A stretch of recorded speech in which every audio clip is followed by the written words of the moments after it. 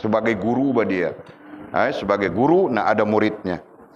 Nah, sekarang kita membacakan kitabnya, anggap saja kita sebagai muridnya, kan? Dan kita berada di dalam majlisnya. Nah, jika engkau masuk kepadaku, katanya, masuk kepadaku ai majlisku. Nah, kita sedang berada dalam majlisnya, kan? Majlis kedua, kita sedang berbincang majlis kedua. Jika engkau masuk kepadaku ai majlisku, maka masuklah kamu sementara kamu telah melepaskan ilmumu. Nah, ketika kau masuk di dalam majlisku, masuklah kamu sementara dalam keadaan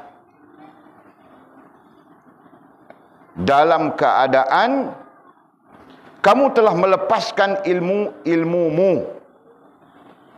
Apa maksud kamu telah melepaskan ilmumu? Nah, maksudnya kau jangan rasa alim. Kau jangan rasa kau ulama, kau jangan rasa kau alim. Kau jangan rasa kau pandai, kau jangan rasa kau bijak. Nah, itu. Jelas kah? Nah, sama saja apa? Ketika kita masuk di dalam majlis ilmu orang lain pun sama saja. Nah, jika kita mau ilmu, nah, kita perlu masuk dalam keadaan yang kosong. Paham kah? Okey. Jadi bilangnya termasuk maka masuklah kamu sementara kamu telah melepaskan ilmumu, satu. Yang kedua, amalmu. Nah, melepaskan amalmu berarti kau jangan melihat kepada banyaknya amalmu. Nah, kau bilang kau tahajud saja tidak pernah berhenti, zikir saja tidak pernah berhenti. Mau masuk di dalam majlis orang ini mengaji ilmu, mengaji kitab saja, zikirnya kurang misalnya dan sebagainya. Nah, begitu.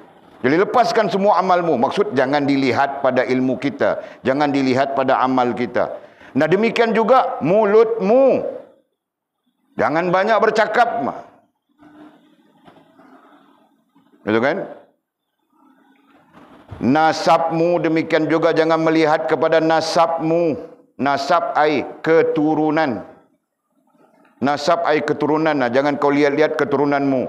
Nah, aku keturunan raja, mesti duduk di tempat yang tinggi, berlapik kuning dan sebagainya. Nah, misalnya kan.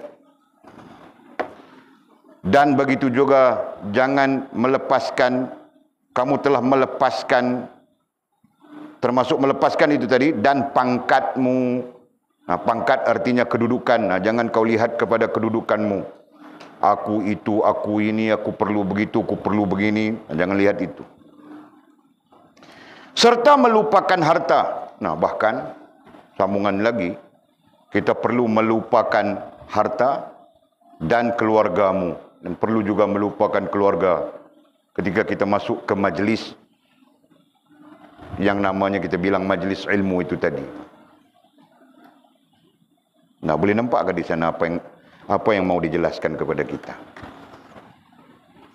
Nah, Walid ajar sudah kamu orang dalam Asasul Usul tentang ini. Nah, kan? Sedarkah? Nampakkah?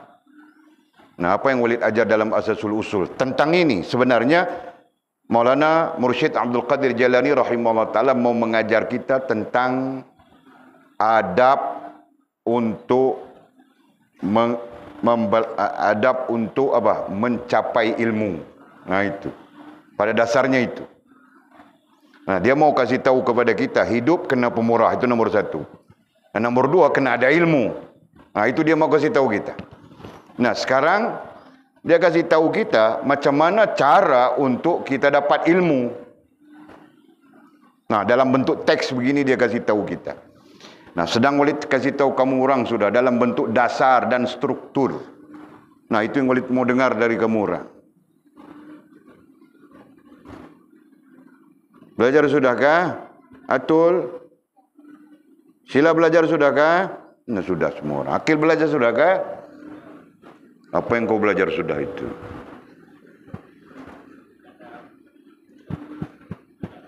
Oh ya, apa? Apa Akil?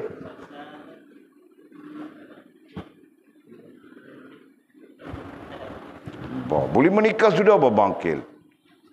Nah itu kutawarkan kepada kau menikah. Datang bawa dia datang sini belajar. Kau yang tidak mau bukan salah kami. Boleh menikah sudah tu.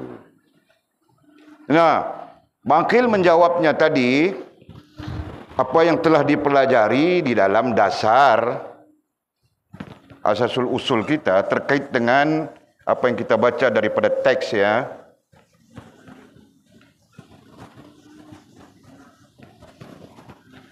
Ada 3 perkara.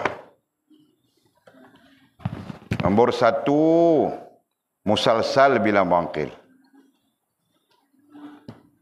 Nombor 2, talaqi.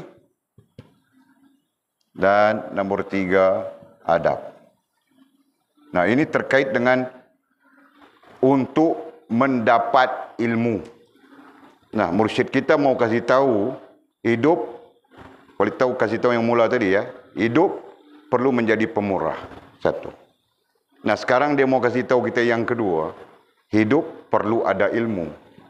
Nah maka dia majaskan kepada jika kita datang ke majlisnya, maka kita perlu melepaskan ataupun tidak memandang kepada ilmu-ilmu yang kita ada.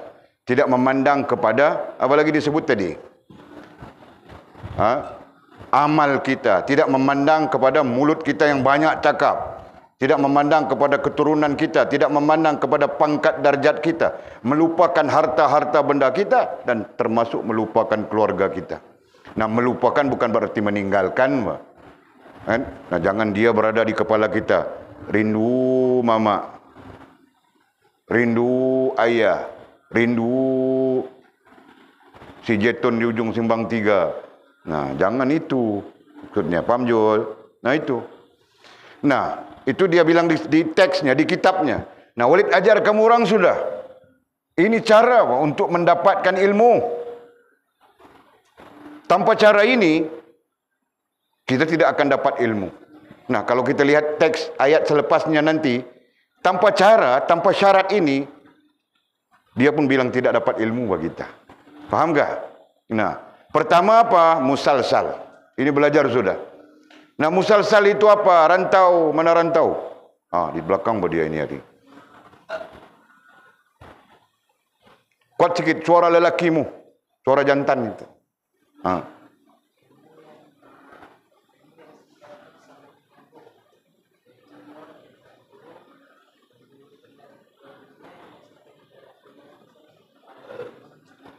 Sehingga ke mana?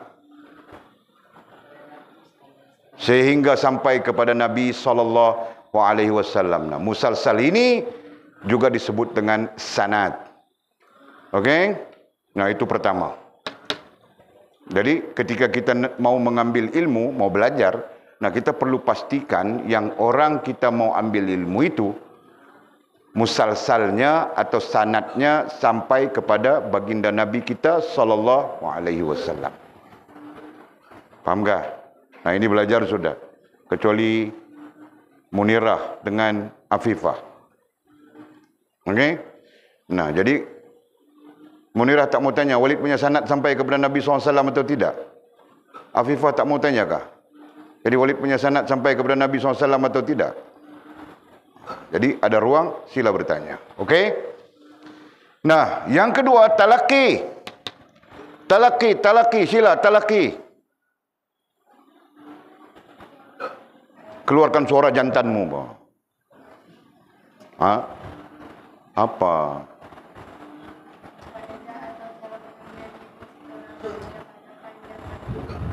Pandai wasilah. Boleh menikah sudah. Tidak mau menikah? Masya Allah. Okey, talaqi. Bilang sila ialah pertama berhadap-hadapan dalam pengambilan ilmu. Nah, yang kedua, apa tadi sila bilang? Berhadap-hadapan lagi? Nah, masing-masing tahu bahawa Walid tidak dengar dia bilang apa. Tapi telinga Walid terasa betul saja dia cakap itu. Okey, talaqi. Dan talaqi inilah yang telah disepakati oleh para ulama tidak sah. Tidak sah kita belajar dengan apa? Sekarang ini kan banyak Google, YouTube dan sebagainya. Nah, tidak sah, Pak. Yang tidak sah itu yang kita maksudkan tidak sah itu adalah ilmu dalam konteks yang tiga. Ya kan? Tauhid, fiqh, tasawuf, ataupun ilmu hubungan dan perhubungan dengan Allah SWT, maka tidak sah kita bergoogle-google saja. Kenapa kau? Masuk hantu? Nah, kalau kita bergoogle-google saja, nanti jadi macam semalam. Macam orang itu. Belajarnya di UK. Belajarnya di United Kingdom. Tahu tak? Nah, akulah Nur Muhammad. Akulah Imam Mahdi. Akulah Jibril. Akulah Azazil. Azazil yang telah bertaubat. Bilangnya. Nah, kenapa? Ada kemungkinan pada faham kami, nah kami adalah psikologis, kami adalah orang yang belajar psikologi ya. Nah, pada faham kami ada kemungkinan dia membaca, dia terlalu membaca, terlalu memikir tanpa berguru. Faham tak? Nah, berguru itu talaqi, tanpa bertalaqi. Nah, itu kesannya, itu implikasinya. Faham tak? Nah, jangan ada di antara kamu orang yang menjadi anak-anak murid Walid nanti macam itu juga. Akulah malaikat Jibril. Kalau ada, aku pijak perut kamu orang. Iya. Iya, Pak, Nah, kita cari, kita pijak perut bagi keluar taik-taik itu semua. Okey. Nah, itu talaqi. Dan yang ketiganya adalah adab. Okey. Nah, musyrif kita, mursyid kita, Maulana Abdul Qadir Jalani rahimahullah ta'ala sedang fokuskan ini. Dia mau bercakap tentang adab untuk kita mendapat ilmu. Jelaskah? Nah, cerita. Mizi kau cerita apa? Kita belajar sudah tentang adab di sini. Nah, keluarkan suara jantanmu. Jangan mau cakap, mau jawab saja semua jadi perempuan. Jadi pondan. Kenapa?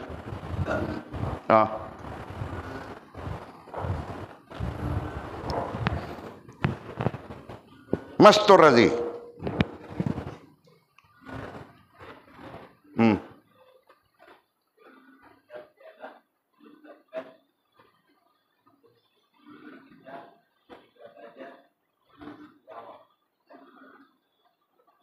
Betul jelas aku bilang apa. Cakap kasih semua orang dengar. Suara tidak boleh. Nah, kau macam tahu-tahu saja aku mau tanya. Tepuk tengah belakangnya, cik. Bagi belakang dekat. Lega apa? Ada lagi. Berarti tidak boleh jawab. Tanya apa pun tidak boleh jawab. Nah, bangkil adab itu apa bangkil? Sebagai hero Melayu terakhir.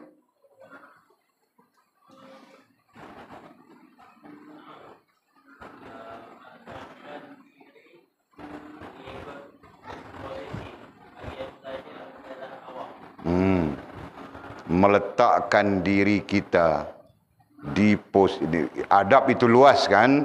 Nah, kalau mau cakap adab itu terlalu luas. Nah, skop yang kita ambil berkait dengan mau mendapat ilmu itu, nah, meletakkan diri kita di posisi yang paling rendah daripada 3 posisi. Ya kan? Nah, posisi itu bilang bangkil, posisi awam. Jadi, apabila kita sebut tentang itu, maka agama kita ya, Al-Quran maupun hadis Nabi SAW membahagikan posisi manusia dalam konteks ilmu cuma ada 3 saja. Awam, yang kedua alim, yang ketiga ulama. Nah, semua istilah ini termaktub di dalam Al-Quran dan hadis Nabi SAW. Okey? Nah, ada 3 posisi saja. Ini bermaksud jika kau bukan ulama, kau alim. Kau perlu alim. Nah, jika alim pun tidak, nah kau perlu awam. Nah, jangan keluar daripada 3 ini. Nah, di luar daripada 3 ini bilang jahil, murakkab.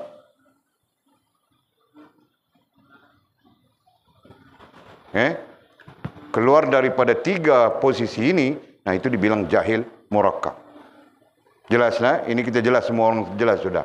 Okey, Bangkil bilang, adab yang paling besar sekali dalam hal mencapai ilmu adalah meletakkan diri kita di posisi paling rendah.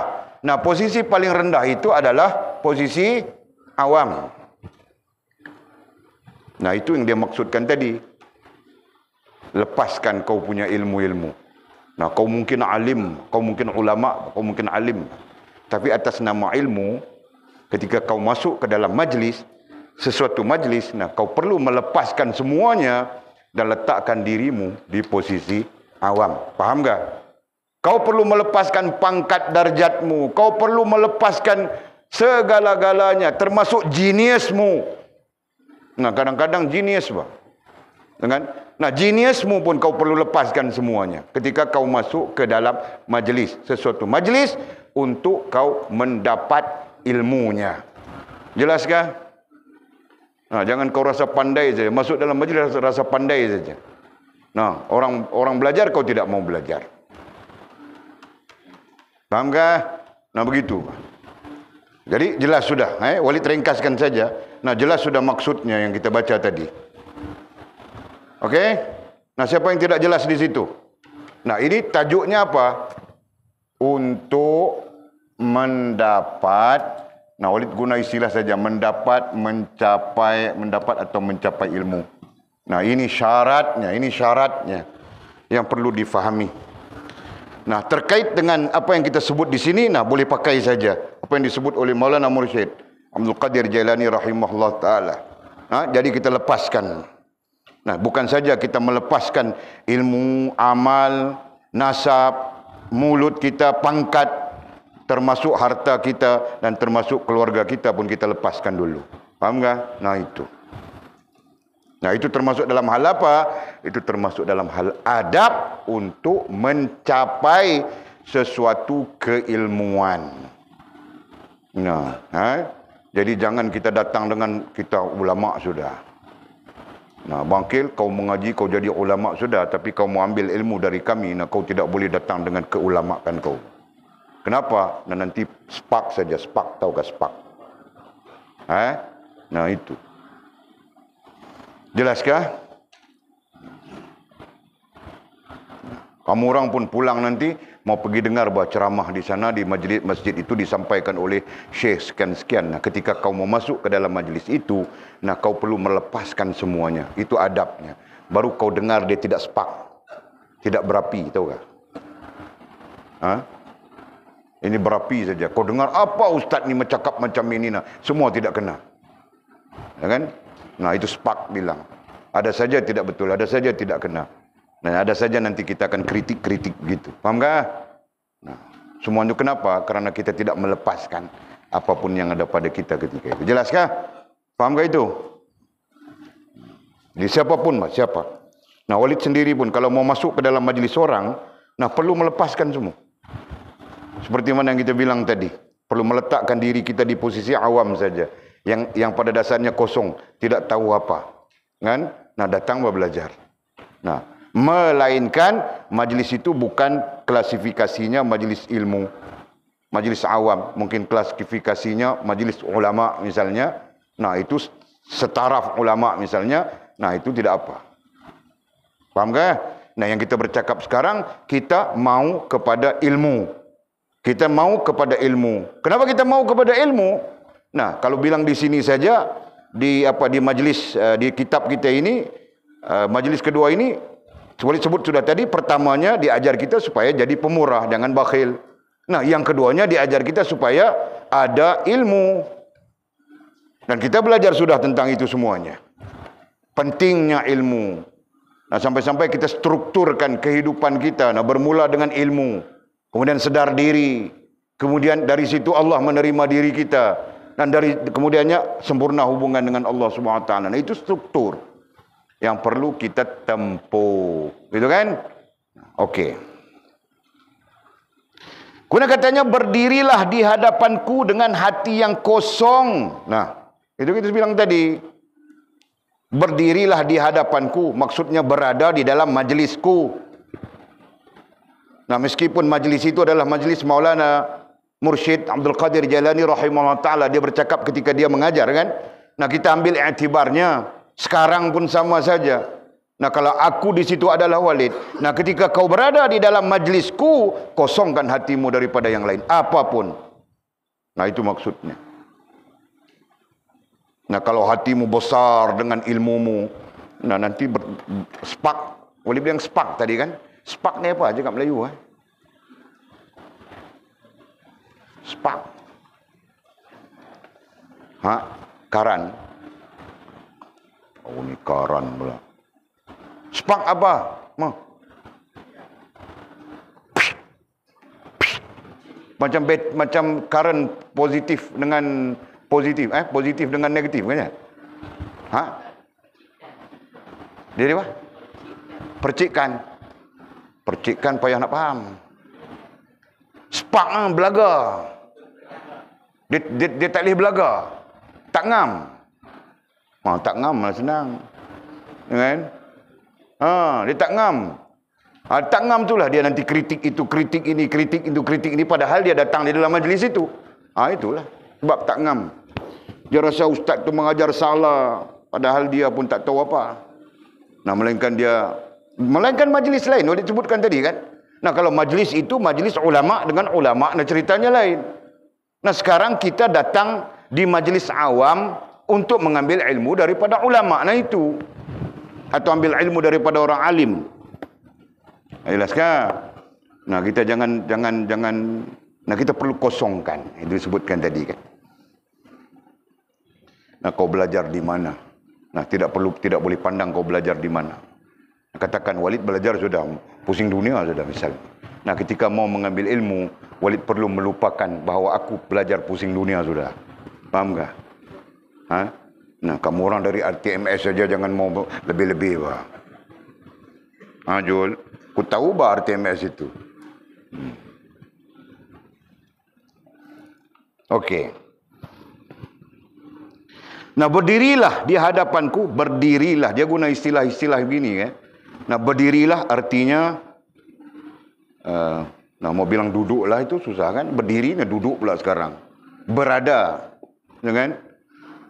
Berdirilah, beradalah di hadapanku dengan hati yang kosong. Nah, berada boleh. Walaupun istilahnya agak canggung kan dari segi bahasa. Cikgu Subi boleh kita sebut berada. Canggung ayatnya kan. Jadi ayatnya sebenarnya adalah duduklah. Tapi kawan yang menterjemahkan ini dia betul-betul pakai teks. Tekstual. Dia menterjemahkan secara literal. Teks. Kan? Perkataan qama, yaqumu, qum memang maknanya berdiri. Tapi maksud dia adalah macam kita sebut tadi, duduklah di dalam majlis, masuklah, duduklah, masuklah atau beradalah. Nah itu. Jadi kamu pakai makna apa? Hadirlah, boleh. Hadirlah, itu lebih mudah. Berdirilah, hadirlah. Begitu. Di hadapanku, majlisku, dengan hati yang kosong. Yang kosong. Hatimu mesti kosong. Kau ada ilmu tinggi mana sekalipun, kosongkan. Kau ada amal sebesar mana sekalipun, kosongkan. Nah, mulutmu besar tempayan kah? Besar lori simen kah? Lori simen tahu tak? Yang pusing bulat tu. Nah, mulutmu besar itu kah? Nah, semua kau perlu tutup. Jelas kan? Apa lagi? Yang kau perlu nasabmu. Nah, kau tidak boleh melihat kepada nasab keturunanmu. Duduk saja. Sama tara saja dengan sesiapa pun. Ya kan? Apa lagi? Pangkatmu. Nah, pangkat kedudukanmu apa? Nah, itu pun kau jangan lihat, duduk saja. Nah, di samping kau lupakan kau punya harta dan kau lupakan kau punya keluarga seketika selama kau berada di dalam majlis. Nah, poinnya adalah kosongkan hatimu. Nah, itu cara mau dapat ilmu. Nah, kita termasuk dalam cara mau dapat ilmu kan? Okey. Katanya, berdirilah di hadapanku, kita pakai perkataan hadir tadi ya. Hadirlah di hadapanku, majlisku, dengan hati yang kosong selain daripada al-haq. Nah, Hatimu kosong kepada yang lain, melainkan al-haq. Nah, al-haq itu adalah Allah Subhanahu wa ta'ala. Nah, boleh saja kita sebutkan al-haq itu adalah tujuan. Kan? Kosongkan hatimu daripada yang lain dan hadirkan tujuanmu.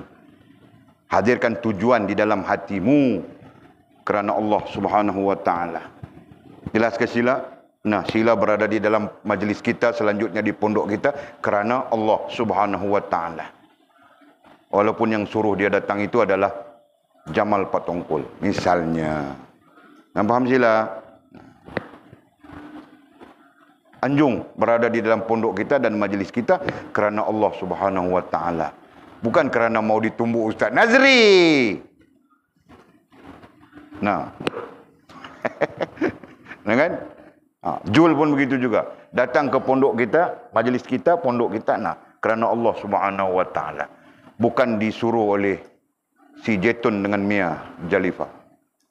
Faham Jul? Nah, begitu. Nah, Mizi pun serupa, berada dalam majlis kita. Bukan kerana mertuanya ada di sini. Nah, kerana Allah Subhanahu wa ta'ala. Rantau pun serupa, ada dalam majlis kita. Bukan kerana Jenab yang menyuruhnya. Nah, dia datang kerana Allah Subhanahu wa ta'ala. Fas pun serupa juga. Bukan Bashir Ahmad Bangladeshi yang menyuruhnya. Nah, Fas datang belajar kerana Allah Subhanahu wa ta'ala. Gitu. Faham Fas? Nah, justru kau kena kosongkan hati kau. Jangan ingat itu si Bashir Ahmad, okey? Okey, jelas sudah.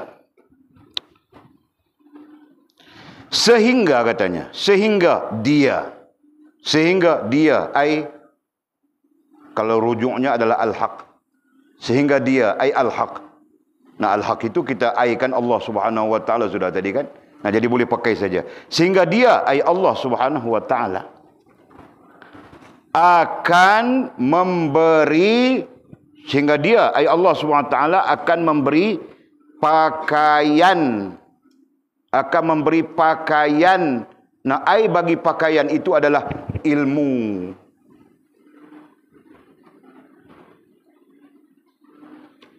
Ai bagi pakaian itu adalah ilmu. Nah, sehingga Allah Subhanahu wa ta'ala, sehingga dia ai Allah Subhanahu wa ta'ala akan memberi pakaian ai ilmu.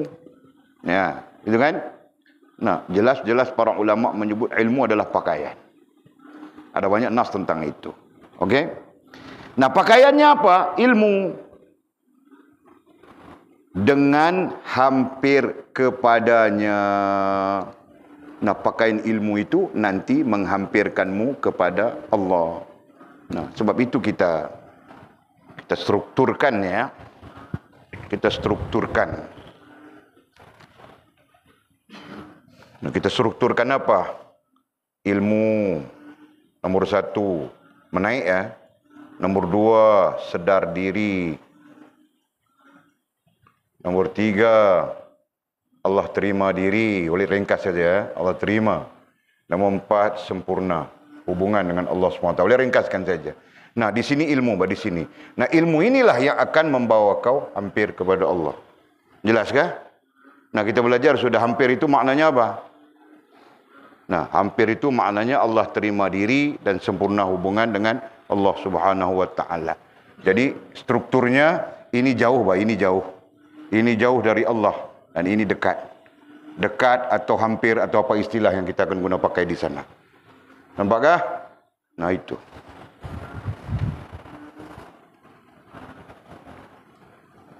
Okey.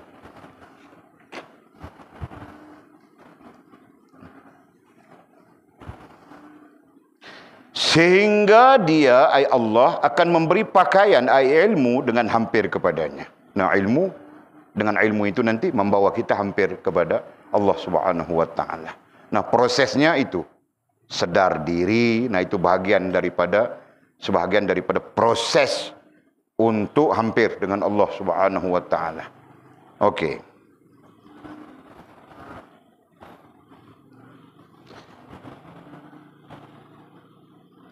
Sehingga dia, ai Allah, akan memberi pakaian, ai ilmu dengan hampir kepada Allah, anugerah Anugerah apa? Istilah kita apa? Ganjaran. Ya. Kita belajar baru ini daripada kitab Futhul Ghaib. Anugerah.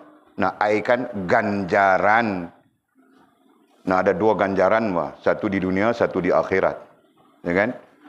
Nah, ganjaran di dunia ada dengan speknya tertentu. Belajar sudah kita daripada kitab Futhul Ghaib. Nah, ada ganjaran di hari akhirat. Nah, semua itu wali tidak perlu cakap, kita baca Al-Quran, nah kita tahu saja. Kan? Kita baca Al-Quran. Jangan kita tidak baca Al-Quran, apalagi kita tidak tahu Al-Quran. Nah, maka sebab itu Abuya Ustaz Asri mudah-mudahan Allah merahmatinya, datang mau mengajar kita Al-Quran. Lepas ini perempuan-perempuan boleh atur jadual. Nah, Abuya Ustaz Asri akan mengajar Quran. Nah, dia garang. Dia dengan Walid garang dia. Walid pun tidak garang. Nah, tapi kamu orang tidak boleh belajar Quran dari Walid itu saja. Kalau kamu orang belajar Quran dari Walid, kamu menangis dari mula baca sampai habis baca. Nah, dia lagi garang dari Walid, kau tahu kan? Nah, nanti dia akan mengajar kamu orang Quran. Atur jadual saja.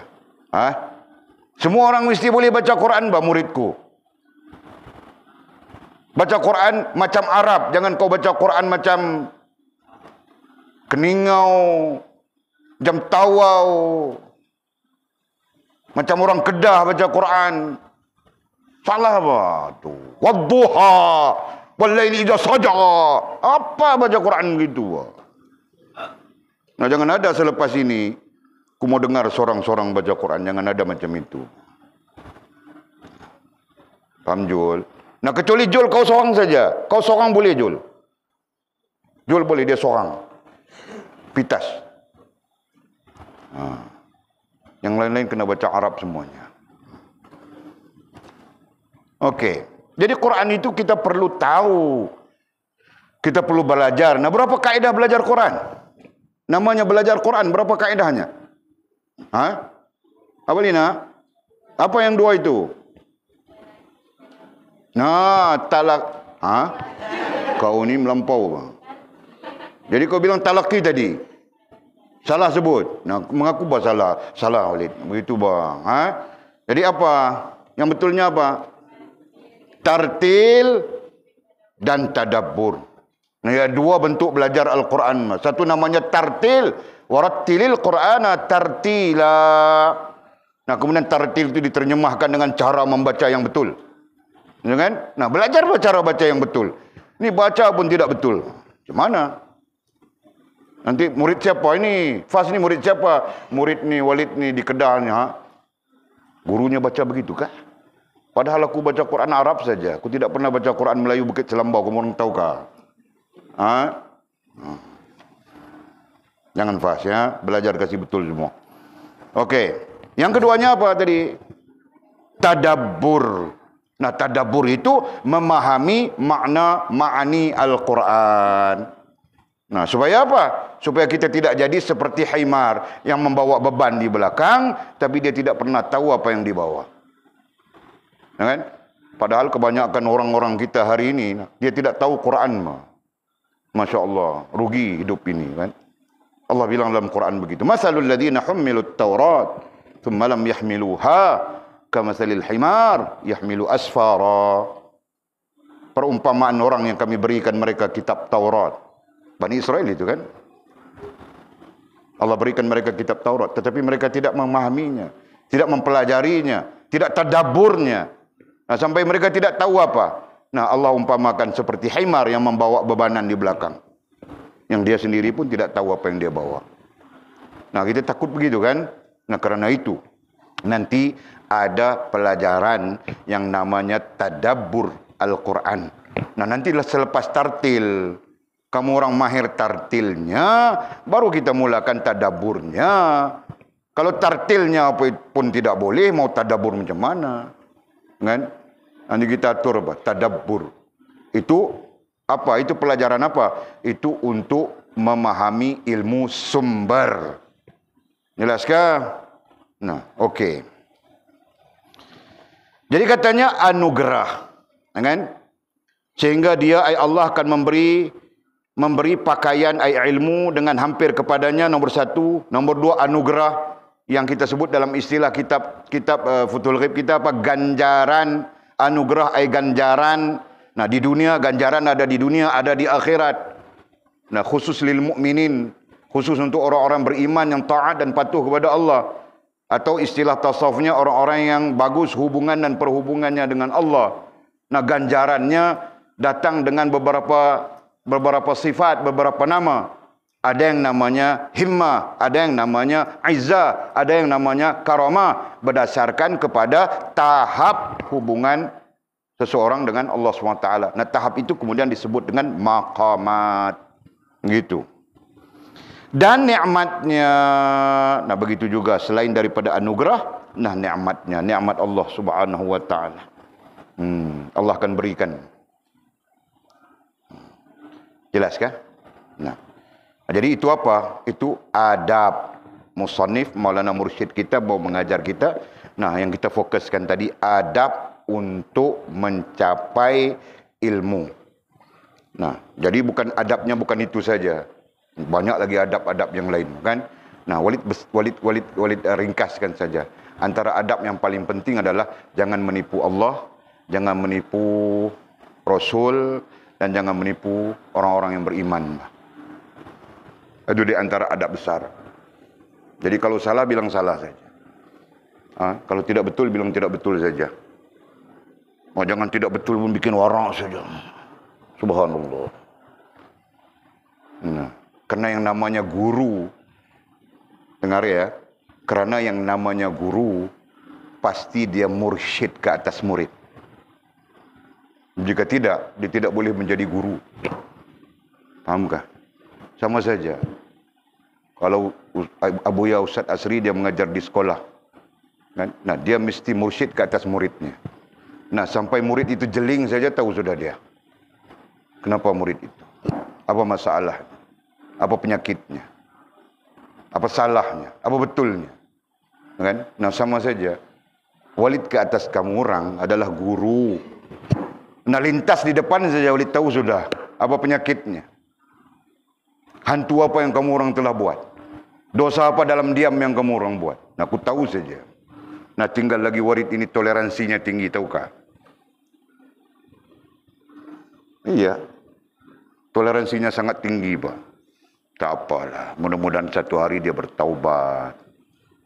Nah, jadi doa saja, ya Allah, jadikanlah Baqil ni hamba-Mu yang bertaubat, ya Allah. Ini aku doa begitu, Pak.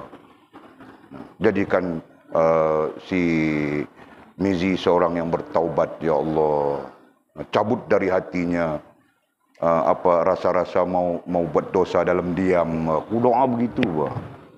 Cabut dari rantau, cabut dari jul, cabut dari anjung, nah begitu kami, kan? Nah, sama saja. Yang perempuan lagi ku nampak, Pak. Nah, jangan buat apa ya? Karena Walid insya-Allah dengan izin Allah nampak saja. Kenapa? Karena Walid adalah guru kepada kamu orang. Nah, nampak saja kamu orang punya tidak betulnya di mana kurang, di mana lebihnya di mana, nampak saja. Fahamkah? Okey. Apabila engkau mengamalkan ini, katanya. Apabila engkau mengamalkan ini, bilang mengamalkan. Jadi fahaman kita adalah berpegang dengan adab ini. Ya kan? Mengamalkan ai berpegang dengan adab ini. Ketika masuk kepadaku ai majlisku,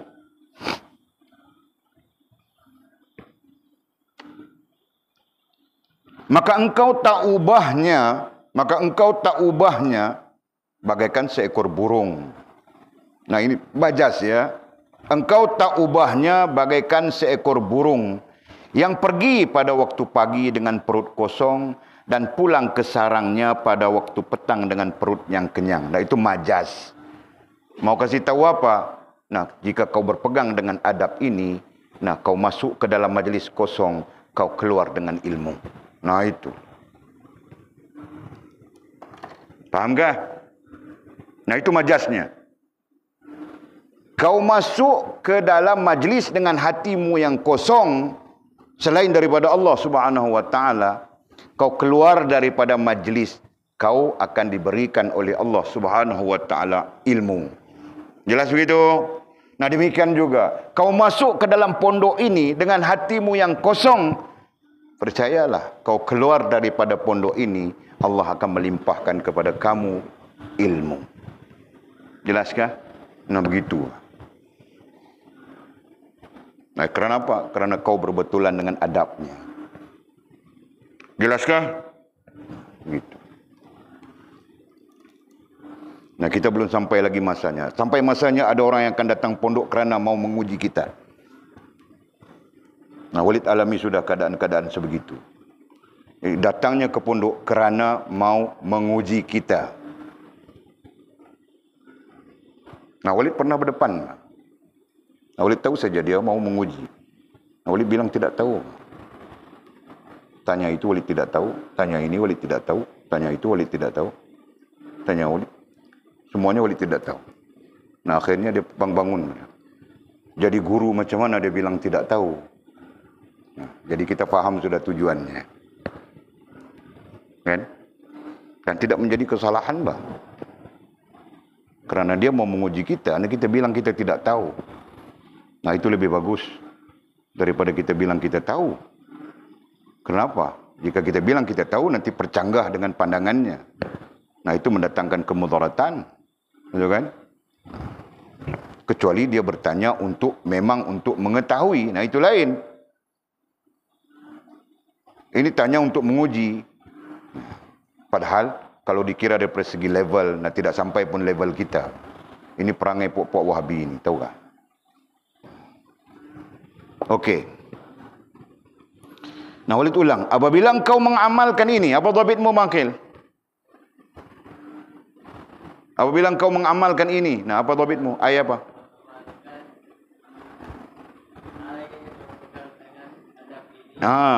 Berpegang dengan adab ini. Nah, kau tunjuk saja adab ini sama ada di paragraf atas yang kita baca dari teks ini ataupun yang kita tulis di sini. Nah, itu adabnya. Maka engkau tak ubahnya bagai seekor burung yang pergi pada waktu pagi dengan perut kosong dan pulang ke sarangnya pada waktu petang dengan perut kenyang. Jika kau membawa adab ini dalam dirimu untuk mencapai ilmu, nescaya datang dengan hati yang kosong, nah kau keluar daripada majlis, kau akan dianugerahkan Allah Subhanahu wa taala ilmu. Nah, kenapa? Kerana ilmu itu milik Allah, bukan milik guru. Jelaskah? Ilmu itu milik Allah. Allah yang akan memberimu ilmu, bukan guru. Nah, kalau guru itu adalah Walid, bukan Walid memberi kamu orang ilmu. Walid cuma menyampaikan informasi, menyampaikan maklumat saja. Yang memberikan ilmu itu adalah Allah Subhanahu wa taala. Fahamkah? Nah, begitu. Allah yang akan memberi kefahaman, memasukkan ilmu di dalam hati-hati kita. Nah, jelas? Okey. Cahaya hati adalah cahaya dari Allah. Nah, cahaya hati. Bilang hati bercahaya, begitu kan? Nah, berarti ada hati yang gelap. Nah, lawan cahaya itu gelap. Kan? Terjemahannya, lawan cahaya itu gelap. Nah, Allah bilang sendiri dalam Quran begitu. Apa? Allah waliyul ladzina amanu yukhrijuhum minaz zulumati ilan nur. Allah menolong kita dengan mengeluarkan kita dari zulumat. Nah, bilang gelap, kegelapan, ilan nur, kepada cahaya. Walaupun para ahli bahasa Arab mengatakan cahaya tidak sesuai diterjemahkan bagi nur, kerana nur itu melampaui cahaya. Nah, itu bidang mereka ya, kita jangan campur ya. Nah, kita guna pakai saja makna. Allah menolong kita dengan mengeluarkan kita daripada gelap kepada cahaya. Nah, kita semua keluar dari gelap semuanya. Kan Jul? Semua orang bang. Kan Mizi, kau setuju kah? Kau setuju kan rantau kita ni keluar dari gelap kepada cahaya? Nah, boleh saja kita sebut zaman-zaman gelap. Gitu kan? Nah, ada orang yang melalui zaman-zaman gelapnya. Sampai patah kaki barantau. Ada kan? Nah. Kau Mizi, kau lalui zaman gelap juga kah? Adakah zaman gelap kau? Buat tiada apa, Masya Allah. Zaman cahaya saja Mizi. Nah, sebab itu dia bercahaya dari kepala sampai kaki. Nah, Bangkil, adakah lalui zaman-zaman gelap? Kau pun tiada juga, macam Mizi juga kan? Saya tidak tahu. Okey, tidak apa. Jul? Ada Jul? Nah, Allah mengeluarkan kita Jul. Allah mengeluarkan kita. Mengeluarkan kau, mengeluarkan Walid, mengeluarkan kita semua. Daripada zaman gelap itu kepada cahaya. Fahamkah? Nah, cahaya itu apa? Cahaya itu ilmu. Nah, sebab itu dia bilang di sana apa? Cahaya hati. Nah, kenapa hati bercahaya? Kerana ilmu. Nah, itu. Fahamkah? Nah, hati memang bercahaya teruskah? Tidak. Jangan kita salah faham. Nah, bilang sudah tadi, kita bermula dengan gelap. Nah, Allah bawa kita. Allah tolong kita kepada cahaya. Nah, itu tadi kan. Jadi, yang mencahayakan hati kita adalah ilmu. Jelas kan? Dengan pertolongan Allah Subhanahu wa taala. Itu berdasarkan kepada dalil yang kita baca tadi. Jika tidak, nah kita berada dalam gelap saja. Hati kita gelap saja. Mau terima Al-Quran pun susah. Mau terima hadis Nabi pun susah. Mau terima nasihat pun susah. Nah, penuh dengan kegelapan. Apa dalilnya? Nah, dalilnya banyak manusia yang jadi begitu. Dengan langsung dia peduli masjid kah, surau kah, majlis ilmu kah, apakah. Kan? Sampai-sampai dia tidak sadar bahawa dia bodoh. Dia tidak sadar bahawa dia jahil. Dia tidak sadar bahawa dia tidak pernah ada hubungan dengan Allah Subhanahu wa taala, dan sampai begitu. Kan? Nah, hidupnya penuh dengan lara saja. Malam balik rumah tengok TV. Mau keluar tidak boleh hujan, karaoke tutup. Nah, dia karaoke di rumah. Jadi hidup dengan karaoke, dengan seronok, dengan itu, dengan ini. Masya Allah. Tidak pernah ada hubungan dengan Allah SWT. Rugi kan? Nah. Jadi, bilang cahaya hati. Nah, hati yang bercahaya. Kenapa hati bercahaya? Kerana Allah melimpahkan kepadanya ilmu. Nah, hati bercahaya itu kerana ilmu. Nah, jadi maksudnya cahaya hati, hati yang bercahaya adalah dari cahaya Allah. Maksudnya apa? Maksudnya dari ilmu Allah. Itu bilang tadi kamu orang, bukan Walid kasih kamu orang ilmu. Walid menceritakan, menghuraikan, menunjukkan. Nah, itu tugas seorang guru. Kalau sisi duduknya adalah guru, kalau sisi duduknya adalah dai, maka dia juga bertugas menunjukkan, itu kan, memberi nasihat dan sebagainya. Jelas gak? Nah, nanti kamu orang pun sama saja. Kita semua sama saja kerana kita menggantikan tugas Nabi. Posisi saja berbeza. Tapi tugas Nabi tetap kita perlu jalankan. Begitu Bangkil kan? Mengajak manusia kepada ma'ruf, mencegah manusia daripada mungkar. Faham Bangkil? Nah, jangan kau pergi campur orang main nombor ekor Bangkil. Kau perlu ajak mereka kepada Allah Subhanahu wa taala. Begitu kan? Nah, itu tugas kita. Nah, posisi berbeza tapi sifatnya tetap sama. Mengajak manusia kembali kepada Allah Subhanahu wa taala. Nah, itu tugas. Adapun yang memberikan hidayah itu Allah Subhanahu wa taala. Nah, Walid ajar sudah kamu orang. Hidayah. Majid hidayah tiada apa? Ada berapa hidayah? 4. Nah, sila kau teruskan. Yang pertama apa? Yang pertama, hidayah ilmu. Yang kedua, hidayah akal. Yang ketiga, hidayah hati. Yang keempat, hidayah Allah Subhanahu wa taala. Nah, itu pemahaman tentang hidayah. Tetap bermula dengan ilmu. Ya kan? Man yuridillahu bihi khaira yufaqihu fiddin. Siapa yang Allah mau kasih dapat kebaikan di dunia dan di akhirat, nah Allah dorong dia untuk belajar agama. Itu hidayah. Tapi hidayahnya hidayah ilmu namanya. Nah, hasil daripada hidayah ilmu itu kau akan mendapat hidayah akal. Nah, akalmu baru berfikir betul. Hasil daripada hidayah akal itu, kau akan terbuka hidayah hati. Nah, baru rasa dan perasaanmu betul. Ya kan? Nah, rasa akalmu betul, rasa dan perasaanmu betul. Nah, baru kau akan melihat hidayah Allah Subhanahu wa taala. Yang kita bilang ma'rifah itu, kan? Baru kau nampak. Nah, ilmu pun kau tidak dekati. Majlis ilmu kita di sini pam pum pam pum pam. Dengan speaker kita mau tambah lagi 5 biji. Nah, mungkin semua kampung dengar. Nah, kita mau lihat berapa orang kampung yang datang. Nah, kamu orang akan lihat sendiri, Pak. Nanti. Faham tak? Nah, siapa yang dipilih oleh Allah SWT untuk ilmu dan siapa yang tidak dipilih oleh Allah SWT untuk ilmu. Dan kita pertegaskan sudah melalui kitab Futhul Ghaib. Orang yang amalnya begitu begini kelihatannya bagus, tetapi tidak didekatkan dengan ilmu, nah di sana ada apa? Di sana ada perasan. Bilang sudah kan? Nah, di sana ada perasan. Perasan itu apa, Mangkil? Nah, rasa dan perasaan yang salah. Berarti tumbuhnya dengan rasa dan perasaan yang salah. Nah, itu maksudnya yang tidak betul dirasanya betul. Kan? Yang salah dirasanya betul. Nah, itulah yang terjadi. Paham kah? Okey. Nah, cahaya hati adalah dari cahaya Allah. Berarti ilmu yang akan dilimpahkan ke hatimu adalah ilmu yang datang daripada Allah Subhanahu wa taala. Nah, dalam arti kata yang lebih jelas adalah Allah yang akan melimpahkan kepada hati-hati kita yang berpegang dengan adab itu tadi ilmu.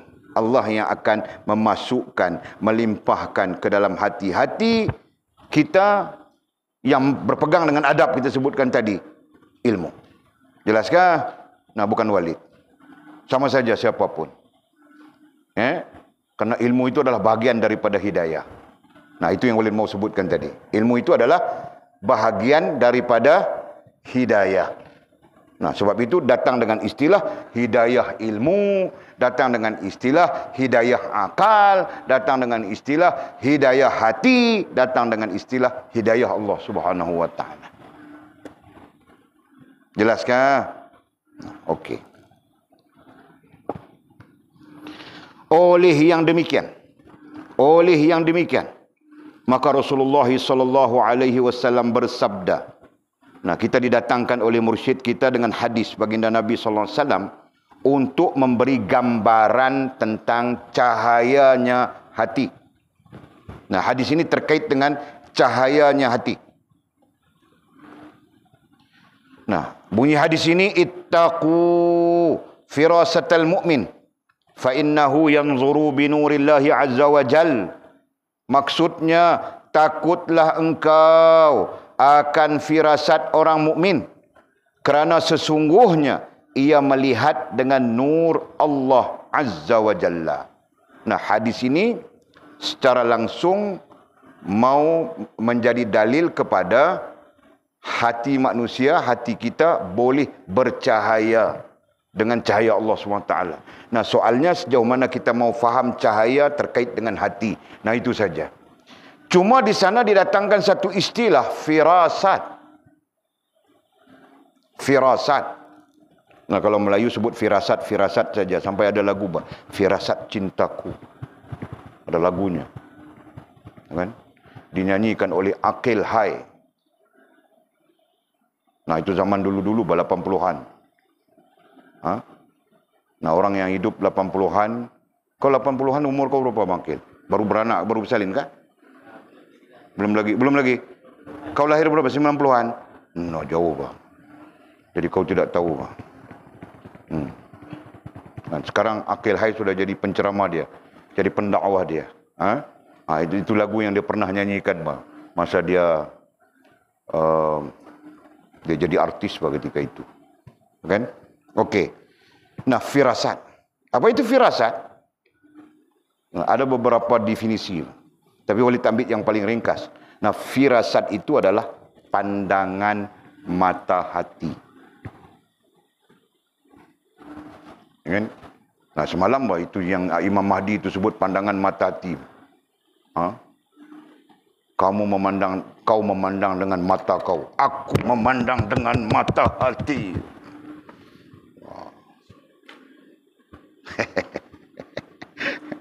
Nasib baik datang keluarganya. Kalau dia seorang datang, aku tampar saja. Apa. Anak darah orang apa anak darah orang. Merapu saja. Okey. Nah, takutlah engkau akan firasat pandangan mata hati. Ini makna yang sederhana ya. Ini makna yang sederhana. Nah, ada makna yang ekstrim, ada makna yang terlalu asas. Nah, kita pakai makna yang sederhana saja. Takutlah engkau akan firasat pandangan mata hati orang mukmin. Nah, kenapa? Karena sesungguhnya ia melihat. Nah, dengan mata hati itu ia melihat dengan nur Allah Azza wa Jalla. Berarti dia melihat dengan nur Allah. Nur Allah itu dijatuhkan ke mana? Nur Allah itulah yang dijatuhkan ke hati kita, yang menyebabkan hati kita juga bercahaya, kita istilahkan tadi. Nah, itu fahaman. Jelaskah? Jadi maksudnya apa? Maksud takutlah dengan firasat pandangan mata hati orang mukmin karena mereka melihat dengan ilmu Allah Subhanahu wa taala. Nah, itu maksudnya. Jelaskah? Nah, ada ilmu Allah di sana, Pak. Fahamkah? Nah, Walid pernah menjelaskan kepada kamu orang ya. Tidak tahu kamu orang faham atau tidak faham. Nah, sekali lagi Walid menjelaskan. Ilmu Allah ada dua bentuk. Ini kamu orang habis sudah ini ya. Ilmu Allah ada berapa bentuk? Ada dua bentuk. Berdasarkan kepada firman Allah Subhanahu wa taala, wa yu'allimukumul kitab wa yu'allimukumul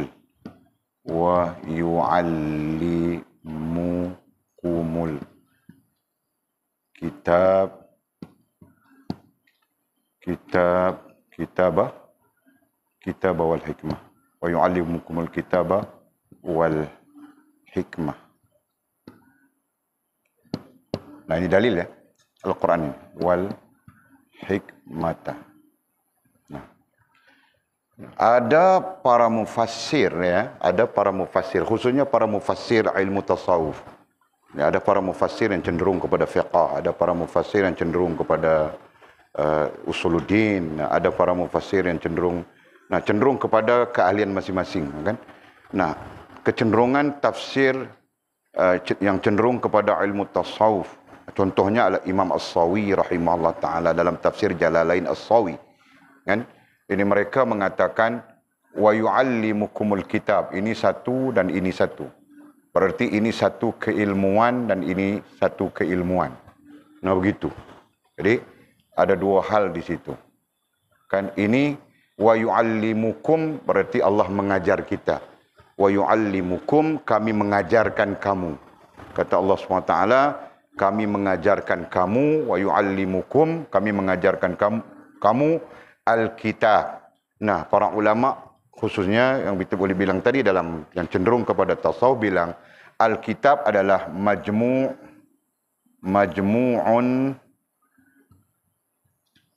minal hukmi.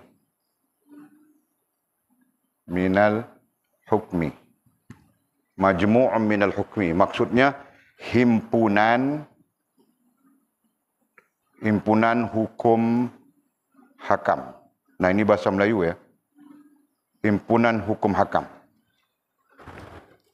Nah, jadi Allah mengajarkan kepada kita Alkitab. Ya, Al-Quran itu dibilang Alkitab. Nah, Alkitab dalam Al-Quran itu mengandungi pertamanya adalah himpunan hukum hakam. Nah, itu maksudnya. Faham kan? Dan yang kedua, wal hikmah. Nah, itulah yang bilang ilmu hikmah.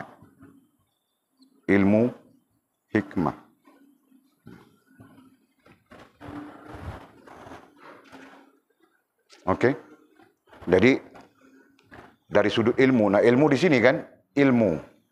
Nah, kita ada dua bentuk ilmu. Satu, ilmu bentuknya himpunan hukum hakam. Nah, itu kita belajar termasuk tauhid, fiqh, tasawuf. Nah, itu himpunan hukum hakam. Kan? Nah, selain daripada himpunan hukum hakam itu ada lagi di sebalik ilmu, namanya ilmu hikmah.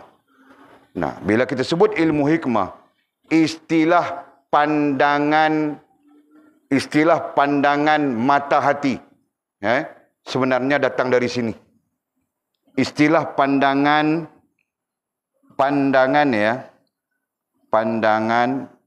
mata hati. Nah, datang dari ilmu hikmah. Nah, perlu difahami itu. Kan? Nah, tidak ada di dalam ilmu tauhid secara dasar yang mengajar tentang pandangan mata hati. Mana ada? Kau buka apa kitabnya? Walid belajar kitab ilmu tauhid lebih daripada 200 kitab. Nah, tidak pernah kujumpa yang menggunakan istilah pandangan mata hati. Bahkan yang ada adalah pegangan hati. Nah, itu istilah apa yang bilang? Istilah tahqiq dalam ilmu tauhid adalah pegangan hati. Itu saja. Betul kan? Nah, dan demikian juga dalam istilah fiqh, pegangan hati juga bilangnya, dengan nama niat. Pegangan hati dengan nama jazam. Betul kan? Pegangan hati dengan nama jazam. Pegangan hati dalam fiqh dengan nama niat. Pegangan hati dalam tasawuf dengan nama pasti. Nah, daripada mana datangnya istilah pandangan mata hati? Nah, itulah yang Walid bilang tadi, datang dari ilmu hikmah. Okey? Kemudian ini disebut pandangan mata hati. Ada lagi bang, disebut pandangan batin. Nah, berkembang lagi, bilang pandangan mata batin. Nah, semua ini datang dari sisi ilmu hikmah. Jelaskah?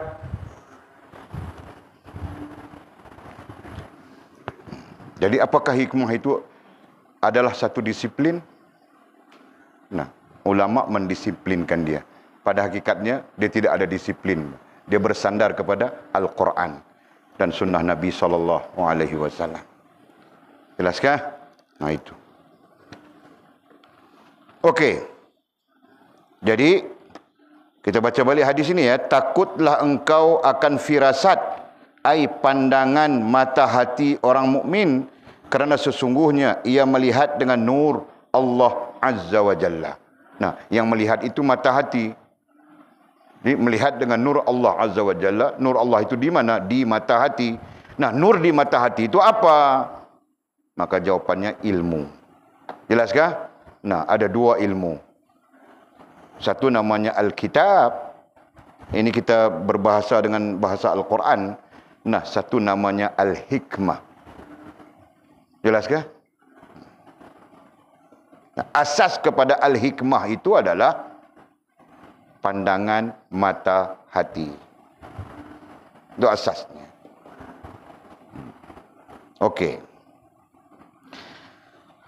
Jadi begitulah maksudnya tadi kan. Jadi takutlah di situ artinya para ulama memaknakan dengan jaga-jaga. Ada yang lain mengatakan berhati-hati dengan pandangan orang mukmin. Kerana mereka melihat dengan nur Allah. Jadi berjaga-jaga, mizi dengan pandangan mata hati orang mukmin, karena mereka melihat dengan nur Allah. Nah, jaga-jaga kita semua, mandenya jaga-jaga kan, kerana orang mukmin itu melihat dengan nur Allah Subhanahu wa taala. Nah, apalagi yang melihat itu, yang memandang itu adalah gurumu. Nah, kau berhati-hati. Nah, begitu. Jelaskah? Wahai orang fasik. Nah, lanjut. Ayat itu bilang, wahai orang fasik. Ini satu macam ayat apa ya? Ayat aktif yang bersifat warning. bersifat warning, amaran, bersifat amaran. Nah, wahai orang yang fasik. Nah, kalau kita ada kefasikan, perlu jaga-jaga ya. Nah, perlu berhati-hati. Itu maksudnya. Tahukah fasik itu apa? Apa fasik itu, Mizi? Nah, dan kau mau belahak sudah. Tuh. Kau jangan kacau yang di belakang itu. Muridku mau belajar nih.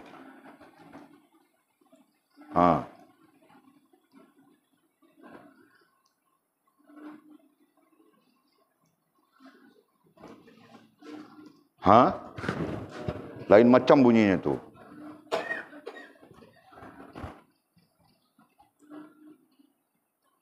Apa Mizi kau ni? Mau jawab saja suruh Perdana Menteri. Susun ayat, okey. Susun ayat kau. 9.20 sudah mau berhenti ni.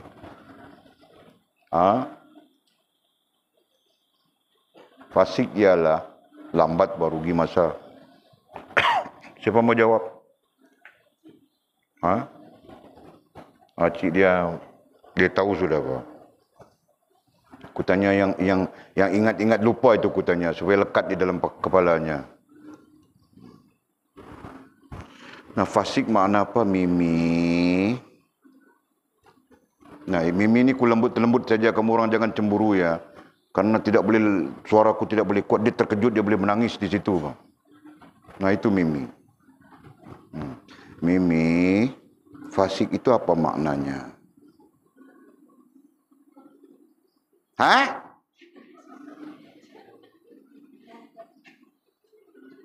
Apa?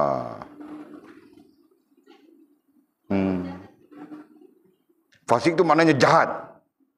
Nah, kau lagi ringkas dari Mizibo. Ya memang fasik itu maknanya jahat, tapi ada definisinya tersendiri kan. Nah, kamu orang jangan keluar dari definisi itu, nanti menyeleweng kita. Nggak ada definisinya. Nah, Fas pun pura-pura mau tulis panjang-panjang, Mbak. Nah, fasik itu apa, Fas? Mula kau mau tanya Sofia. Sofia pun tidak tahu bahawa fasik itu apa, kan Sofia kan? Dia tahu. Nah, kasih tahu dia Sofia. Fasik itu apa?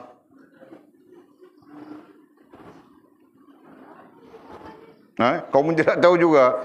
Nah, bilang Fas kau tahu. Tengok kau Fas, kau fitnah dia sudah. Jadi, kau bilang dia tahu.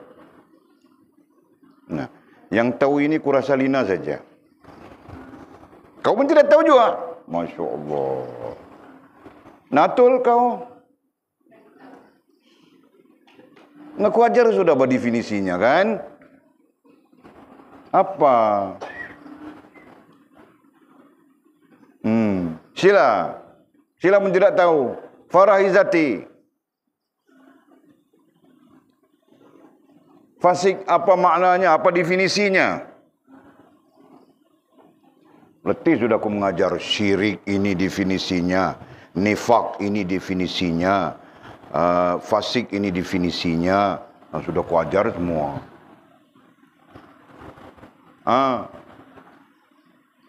Apa?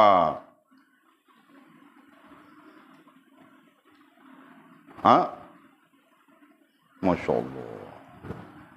Rupa-rupanya kamu orang masih tidak tahu itu. Patah balik pelajaran kita. Tutup semua kitab. Kita belajar tentang fasik itu apa saja. 3 minggu. Nah, fasik itu apa?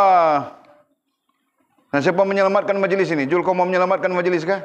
Selamatkan nih budak-budak perempuan ini, Mbak, kau ini, Jul. Sebagai hero kau selamatkan, Mbak. Nah, aku mau marah sudah nih. Panas sudah telingaku nih. Nah, kamu orang yang selamatkan sekarang, Mbak. Mana aku buang mana satu rotan lagi, Nah, siapa mau selamatkan majlis ini? Rantau. Nah, Rantau bahirunya. Okey. Nah, sekurang-kurangnya begitu, Mbak. Fasik itu definisinya adalah mengekalkan dosa. Nah itu. Mengekalkan perkara-perkara yang salah. Mengekalkan, nah tadi kau bilang berjahat. Perkataan mengekalkan itu penting, Mimi. Mewakili definisinya. Nak kau pakai jahat saja. Fasik, jahat. Kalau begitu munafik, nifak itu apa? Ha? Nifak itu apa? Nifak pun jahat juga. Kan? Nah, syirik itu apa? Syirik pun jahat juga kan? No, berarti dia ada definisinya khusus. Aduh, orang nih. Makan belacan kuat, Pak. Ha? Nah, kita ganti belacan dengan tuhau. Okey? Nah, okey. Jadi, kamu orang pastikan hal-hal yang kecil-kecil sebagai dasar itu, ingat juga. Penting itu. Nah, okey. Wahai orang fasik. Nah, orang fasik ai orang yang mengekalkan perbuatan dosa. Nah, bukan perbuatan ya. Perbuatan itu satu, spesifik kan? Nah, orang yang mengekalkan perkara dosa. Nah, perkara itu boleh terkait dengan pikiran, akal, boleh terkait dengan hati, dan boleh terkait dengan tingkah laku, perbuatan. Nah, itu orang fasik. Nah, kita berhenti di situ, kemudian kata musannif, takutlah kamu kepada orang mukmin. Nah, jadi jangan kekalkan dosa. Itu. Nah, kalau kemarin berdosa, ini hari tinggalkan, esok lusa belajar tinggalkan, begitu bangkil. Jangan kau tutup semua pintu, kau tutup semua tingkap, kau pastikan tidak ada siapa yang mengintai kau, kau tutup semua dengan kertas. Nah, kau mula berlakukan dosa dalam diam. Gitu. Jangan. Nah, kerana kau berada di posisi fasik.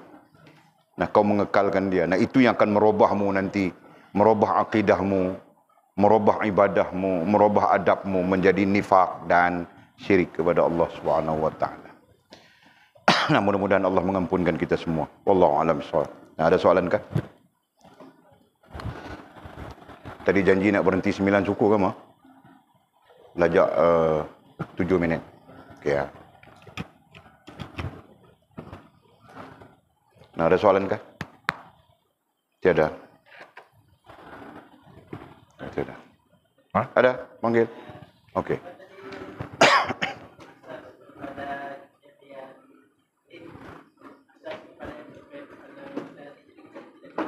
Ha?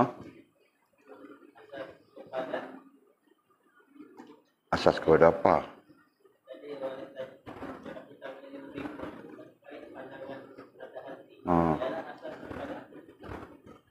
Pandangan mata hati itu adalah asas kepada ilmu hikmah. Asas kepada hikmah itu. Yang kita bilang hikmah di sebaliknya. Hikmah di sebalik itu. Hikmah di sebalik ini. Nah, hikmah itu kau pandang dengan apa? Itu maksudnya. Faham tak? Nah, hikmah di sebalik sakit perut kemarin adalah aku makan benda yang berdosa misalnya. Nah, yang kau pandang bahawa kau makan benda yang berdosa itu pandangan apa? Hikmah, itu bilang hikmah. Kan? Pandangan mata hati itu adalah asas kepada hikmah itu. Jelas kan?